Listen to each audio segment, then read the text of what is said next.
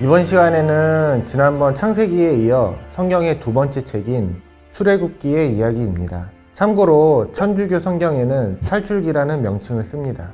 출애굽기는 출, 애굽, 기, 애굽을 탈출한다는 뜻입니다. 애굽은 고대 이집트의 이름입니다. 그러니까 이스라엘 민족들이 이집트를 탈출하는 이야기입니다. 출애굽기를 영어로는 엑소더스라고 하는데 탈출이라는 뜻이죠. 출애굽기는 이집트의 가장 전성기라고 할 수 있는 기원전 16에서 15세기의 이야기입니다. 지난 창세기 시간에 애굽의 총리였던 요셉이 죽고 약 400년이 지난 후를 시작으로 합니다. 세월이 흘러 애굽에는 요셉을 알지 못하는 새 왕이 다스리게 되었는데 이스라엘 자손들이 계속해서 늘자 겁먹기 시작합니다. 세력을 키워서 자기의 적이 될까 두려웠던 거죠. 이스라엘 자손들이 처음 애굽에 들어갈 때는 약 70명이었지만 430년이 지나고 출애굽할 당시에는 약 200에서 250만 명이 되었다고 하니 그 인구수의 증가가 폭발적이었다는 걸 알 수 있죠. 두려움을 느낀 바로는 그들을 노예로 부리고 건축을 위한 강제 노동을 시킵니다. 하지만 가혹하게 부릴수록 이스라엘 자손은 더욱 불어나서 어딜 가나 이스라엘 자손이 있게 됩니다. 애굽 사람들이 감당하지 못할 정도로 그 수가 불어나자 더욱더 혹독하게 다루고 괴롭힙니다. 애굽의 왕은 히브리 산파, 그러니까 출산할 때 아이를 받고 산모를 도와주는 사람을 산파라고 하죠. 그 산파 2명에게 너희는 히브리 여자들이 아이를 낳을 때 가서 사내 아이면 죽이고 여자아이면 살려두라고 말합니다. 이스라엘 민족이 나중에 자기에게 대항할까봐 두려웠던 거죠. 하지만 그 산파들은 명령에 따르지 않습니다. 산파들은 히브리 여인들이 애굽의 여인들과 달리 힘이 좋아서 자신들이 도착하기도 전에 아이를 낳아버린다고 둘러댑니다. 그러자 이집트 왕 바로는 이스라엘 백성들에게 사내 아이가 태어나면 모두 나일강에 던져서 죽이라고 명령합니다. 야곱의 셋째 아들이던 레위의 후손 중에 한 남자아이가 태어납니다. 아이의 엄마는 3달 동안 아이를 숨겨서 기릅니다. 더 이상 숨길 수 없게 되자 갈대 상자를 구해다가 역청과 송진을 발라 물이 새지 않게 하고 아이를 넣어서 나일강에 띄워놓습니다.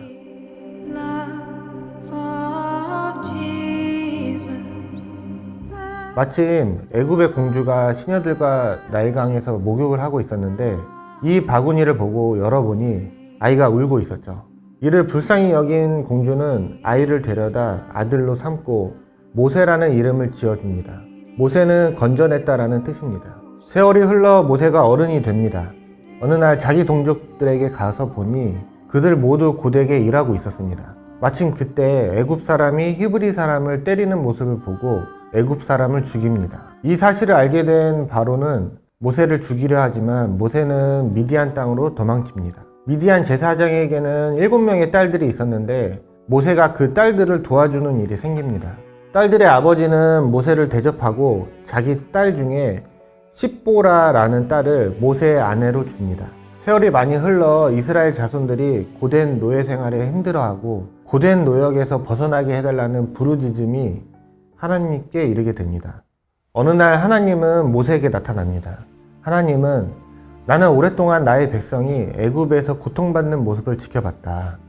이제 내가 그들을 애굽에서 건져내고 젖과 꿀이 흐르는 가나안 땅으로 데리고 와야겠다. 내가 너를 바로에게 보낼 테니 내 백성 이스라엘 자손을 애굽에서 이끌고 나와라 라고 합니다. 결국 모세는 용기를 얻고 애굽으로 떠납니다. 애굽에 도착한 모세는 그의 형인 아론과 이스라엘의 모든 지도자들을 만나 하나님의 말씀을 전합니다.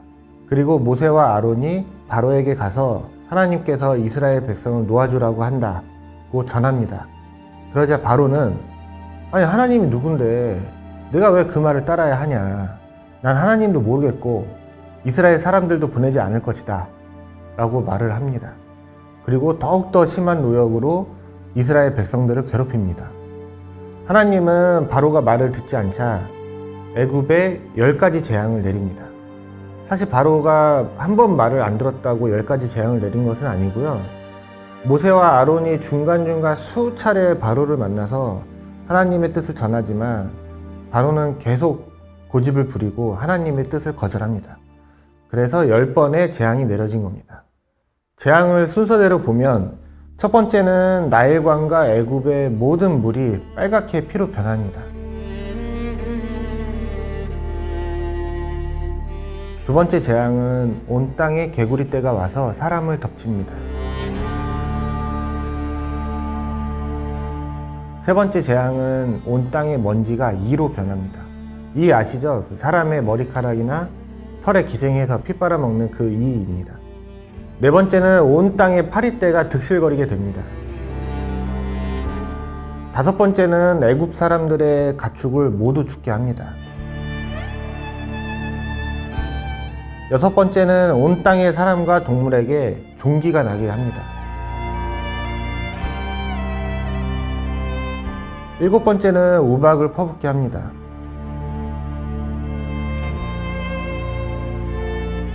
여덟 번째는 메뚜기 떼로 하여금 모든 것을 닥치는 대로 먹게 합니다. 아홉 번째는 사흘간 어둠을 내려서 아무것도 못하게 합니다. 열 번째, 이 열 번째가 중요합니다. 하나님은 모세에게 애굽의 모든 마다들이 죽을 거라고 예고합니다. 이스라엘 백성들이 그걸 피하기 위해서는 어린 양의 피를 이 문설주와 임방에 바르라고 합니다. 문설주는 문 양쪽의 기둥을 말하고 임방은 문 위에 가로로 놓은 것을 말합니다. 그러니까 문 틀에 어린 양의 피를 바르라고 한 거죠.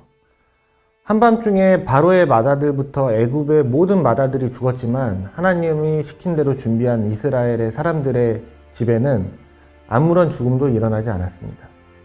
이것이 바로 유월절의 유래가 됩니다. 유월절은 영어로 패스오버입니다. 패스오버라는 단어에서 나오다시피 장자들의 죽음이라는 재앙으로부터 이렇게 넘어갔다는 뜻입니다. 개신교 성경은 유월절, 가톨릭 성경은 파스카, 공동 번역 성서에는 과월절로 번역이 되어 있습니다. 구약에서는 유월절을 지켜야 한다는 구절이 반복해서 자주 등장합니다. 그리고 1400년이 지난 후 예수님은 마지막 유월절을 보내시고 성찬식으로 바꿉니다. 우리가 잘 아는 레오나르도 다빈치의 최후의 만찬 있죠?